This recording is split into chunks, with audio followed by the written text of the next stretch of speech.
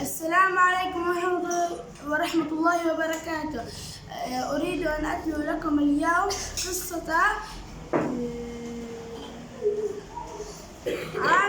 عامر والغزال الصغير. كان في يوم من الأيام ولد صغير يدعى عامر يسكن مع أبوه في بيت ريفي، وكان يرعى معه ويزرع معه.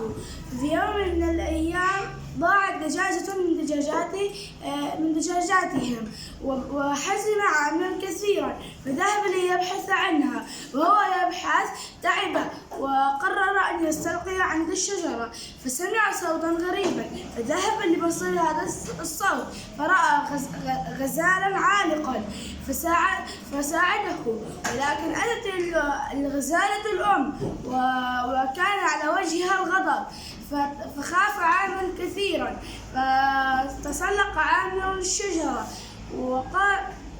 والغزالة وعندما كان عند وجه الغزال شكرا لعامر، ففهمت الأم أنه ساعده، فنزل عامر من الشجرة وشكروها. فلما عاد عامر إلى البيت وهو سعيد